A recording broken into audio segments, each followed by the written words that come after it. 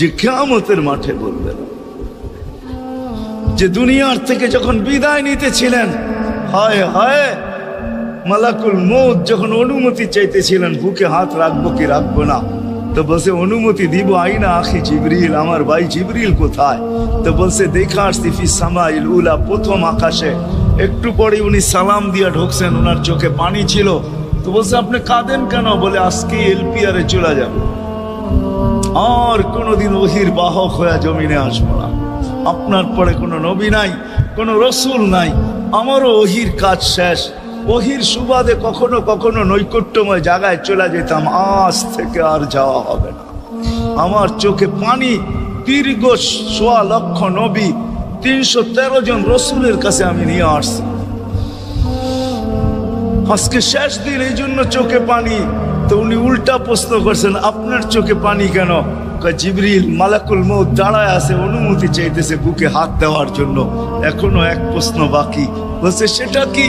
বলে ফামান লিবাদিলি উম্মতি। অথচ ৯ ঘরে চুলা জ্বালানোর মতো তেল ছিল। খাওয়া তো দূরের কথা, বাতি জ্বালানোর তেল ছিল না। আম্মা জান আয়েশা রাদিয়াল্লাহু তাআলা আনহা বলেন, যদি তেল থাকতো তো খিদার তাড়না এতটুক ছিল, আগে তেল পান করে নিতাম। হাদিস উঠায় দেখেন, লেখা আছে ৯ ঘর ছিল, ৯ ঘর। হাসান হোসাইন ক্ষুধার্ত ছিল, আলী ফাতেমা ক্ষুধার্ত। কারো জন্য কোনো চিন্তা নাই যে আমার পরে আমার ৯ ফ্যামিলির কি হবে, হাসানের কি হবে, হোসাইনের কি হবে, আলীর কি হবে, ফাতেমার কি হবে।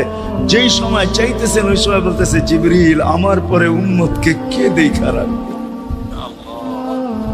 লানত আমাদের জিন্দেগির উপর, লানত আমাদের জিন্দেগির উপরে। এমন জিন্দেগির থেকে জমিন ফাইটা মরা যাওয়া উচিত।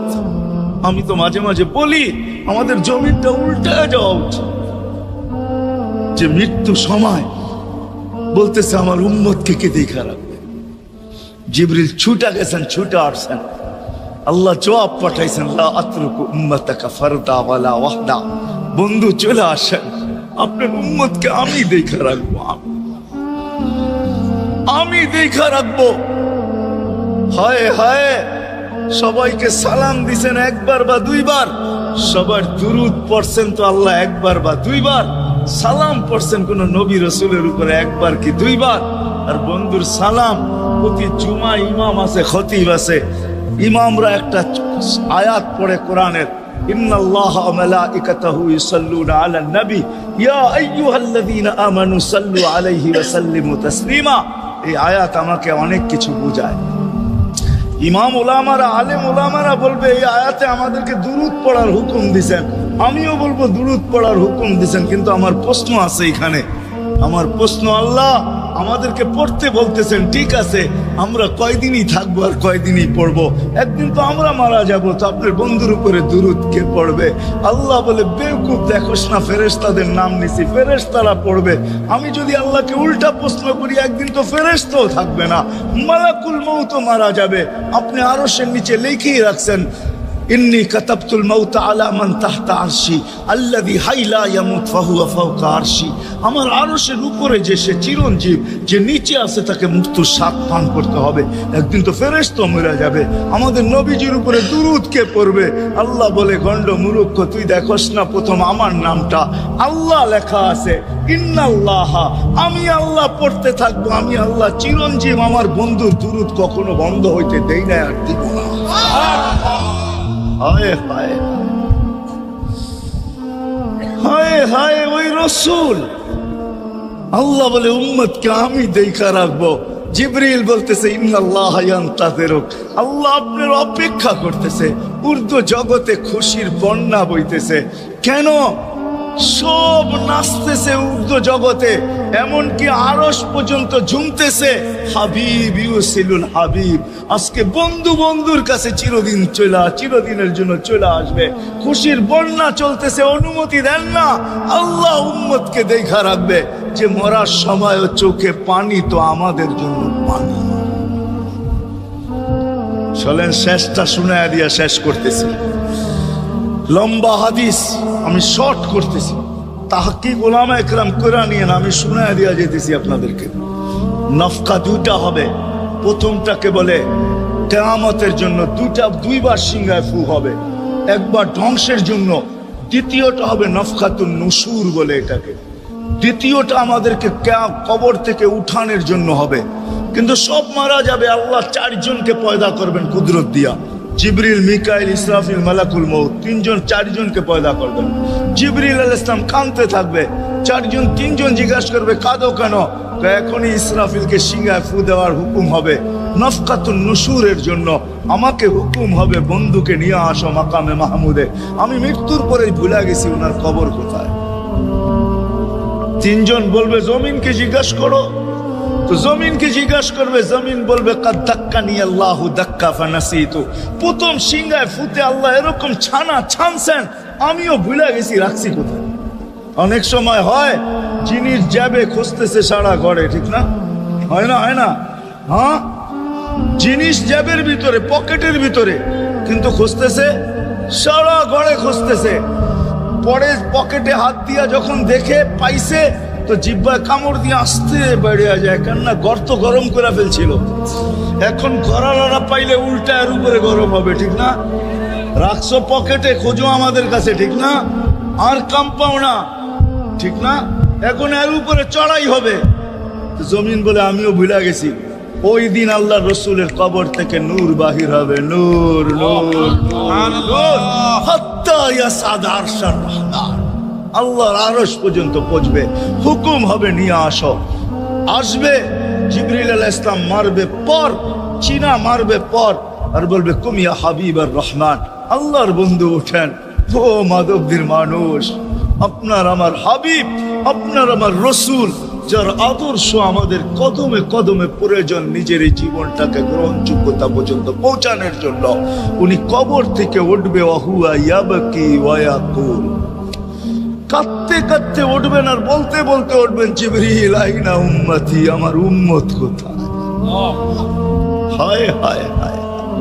আসেন আজকে এই সিরত কনফারেন্স থেকে আমি তো আপনাদেরকে বুঝাইতেছি, আমার মন চায় জিনদেরকেও বুঝাই, ওদেরকে পাইলে ওদেরকে পায়ে ধরা বুঝাইতো। জিন ইনসানকে বলতেছি, আসেন আজকে এই মজমার থেকে নবীর আদর্শ শিখেন। নবী আল্লাহ পাওয়া শুধু নবীর আদর্শের ভিতরে, এই জন্য আল্লাহ বলছে লাকাদ কানা লাকুম ফি রাসূলিল্লাহি উসওয়াতুন হাসানা লিমান কানা ইয়ারজুল্লাহ, যে আল্লাহ পাইতে চায়। বল আগের আয়াত কি? বল ইয়াউমিল আখিরা, আর যে আখিরাত পাইতে চায়, আখিরাতের বাদশাহী যে চায়, যে আল্লাহকে পাইতে চায়, আখিরাতের বাদশাহী পাইতে চায়। দুনিয়া 60-70 বছরে এখানে পাইলো যেমন, না পাইলো তেমনই। যে পাইছে তার জন্য সূর্যের গতি যতটুকু, ঋতু তার জন্য যেমন, ঘড়ির কাঁটা তার জন্য যেমন, যে পায় না তার জন্য সমান। এখানের জীবন কেটে যাবে। বিদায় আসেন আজকে এই মজলিস থেকে প্রতিজ্ঞাবদ্ধ হই যে নবীর আদর্শের উপরে আল্লাহর রাসূল সুযোগ দিয়েছেন আমাদেরকে। আমি শেষ কথা বলতেছি, আগে এখন তো ব্রিজ আর ব্রিজ, ফ্লাইওভার আর ফ্লাইওভার, ঠিক না? হয়তো 2-1 বছর পরে আমরা এটাও দেখব যে মাধবদীর ওই মাথার থেকে নিয়ে একবারে কোথায় পাঁচদোনা পর্যন্ত ফ্লাইওভার চলে গেছে, ঠিক না?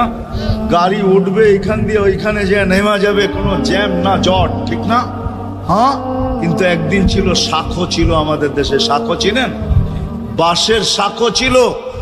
আল্লাহর রাসূল বুঝাইতে চাইতেছে একটা সময় আসবে আমার উম্মত বাঁশের শাখো, কেউ যদি বাঁশের শাখো থেকে স্লিপ খায় বা গাছে উঠা যদি গাছের থেকে পড়ে যেতে চায়, তো ডাল ধরা যেরকম লটকায়া থাকে, শাখর থেকে পড়তে যায় শাখর উপরের বাঁশ ধরা যেরকম লটকায়া থাকে। আল্লাহর রাসূল আমাদেরকে সুযোগ দিছেন, একটা সময় আসবে উম্মত আমার একটা সুন্নত ধরেও যদি মউত পর্যন্ত লটকায়া থাকতে পারো, তাইলে তোমাকে 100 শহীদের সওয়াব দেওয়া হবে। মান তামাসসাকা বিসুন্নতি, মান তামাসসাকা বিসুন্নতি ইনদা ফাসাদি উম্মতি। এই জন্য আসেন আজকে বড় অবহেলিত, বড় দীক্ষিত, বড় লাঞ্ছিত, বড় ঘৃণিত আমাদের রাসূলের আদর্শ আমাদের জীবনে বড় ঘৃণিত, বড় দীক্ষিত, বড় লাঞ্ছিত, বড় অবহেলিত। সর্বক্ষেত্রে দেখেন, বিয়া দেখেন আর শাদী দেখেন, হয় হয় পোশাক দেখেন আর আশাক দেখেন, সর্বক্ষেত্রে নবীর আদর্শকে আমরা পিছে ছেড়া দিছি। আর যার কারণে আজকে মুসলমান দুনিয়াতে লাঞ্ছিত, যার কারণে আমরা ঘরে লাঞ্ছিত, ঘরের ভিতরে কোনো মিল নাই, মহাব্বত নাই। বহুত ঘর পাওয়া যাবে স্বামী এক খাটে, স্ত্রী আর এক খাটে, বহুত ঘর পাওয়া যাবে। হায় হায়, ওই সমাজ লানতি সমাজ, যেই জমাতের সন্তানরা মা বাবাকে চোখ বড় করে দেখে, চোখ বড় করে সামনে, ওটা লানতি সমাজ। অথচ আল্লাহর রাসূল শিখাইছে মা বাবার সাথে আদর্শ কি ব্যবহার করবে, মার সাথে, বাবার সাথে, বড় ভাইয়ের সাথে, কার সাথে কি ব্যবহার করবে শিখাইছে। ওই সমাজটাই সুখের ছিল। আসেন ফিরা যাই, আল্লাহর রাসূলের আদর্শ শিখি। শিখবেন তো পাক্কা ওয়াদা? বিলকুল। কিন্তু একটা প্রশ্ন হলো, আল্লাহর রাসূলের আদর্শ শিখবো তো শিখবো কোত্থেকা, পাবো তো পাবো কোথায়? ঠিক না? প্রশ্ন হয় না? হয় না। উনি তো দুনিয়াতে নাই, কোত্থেকে ওনাকে পাবো, কোত্থেকে শিখবো? আজকে আপনার আমার চতুর্দিকে ওই লোকগুলা বসা আছে, যারা আল্লাহর পক্ষ থেকে নির্বাচিত। আওরাসনাল কিতাব আল্লাযীনা ইসতাফাইনা মিন ইবাদিনা। আমি কোরআন দিতেছি, হক্কানি আলেম আর আল্লাহ ওয়ালারা আল্লাহর পক্ষ থেকে নির্বাচিত, যারা নবীর আদর্শকে নিজের পাশে সুরক্ষিত রাখছে, নিজের কাছে একটাকেও হারাইতে দেয় নাই। এমনকি ক্ষুদ্র থেকে ক্ষুদ্রকেও হারাইতে দেয় নাই, এমনকি নবীর একটা জানোয়ারের নাম পর্যন্ত হারাইতে দেয় নাই। হক্কানি আলেমরা আল্লাহ ওয়ালারা সুরক্ষিত রাখছেন আল্লাহর রাসূলের আদর্শ।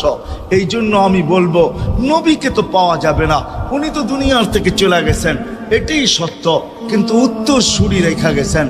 আল্লাহর পক্ষ থেকে নির্বাচিত লোক আছে, রসুলের পক্ষ থেকে নির্বাচিত লোক আছে, যাদের কাছে নবীর আদর্শ আছে। আপনি বেশি শিখতে পারেন না, আমার কোনো আপত্তি নাই। কেননা ছাড় যখন আল্লাহর রসুলই দিছে, আল্লাহর রসুলই যখন আমাদেরকে ছাড় দিছেন, তো আমি ছাড় দিব না কেন? আল্লাহর রসুলই বলছে, এক জমানা আসবে, লাউ আমিলতুম উশরা মা উনসিলা বি লানাজা।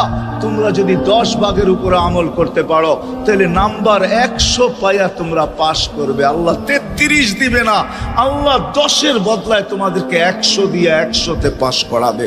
আর সর্বশেষ তো এটাও বলছেন যে আমার একটা সুন্নতকে ধরে রাখো, এক শহীদের সওয়াবই জান্নাত যাওয়ার জন্য যথেষ্ট। জান্নাত যাওয়ার জন্য তো একজন দেওয়া হবে, 99 শহীদের সওয়াব তোমাকে পুরস্কার হিসাবে দেওয়া হবে। কেননা তুমি একটা সুন্নতকে ধরেই লটকায় ছিলাম। ওলামাদের কাছ থেকে শিখি, ঘরের বাচ্চাদেরকে শিখাই, যুবকদের পায়ে ধরে বলবো, শিখো, নবীর আদর্শ ছড়াও।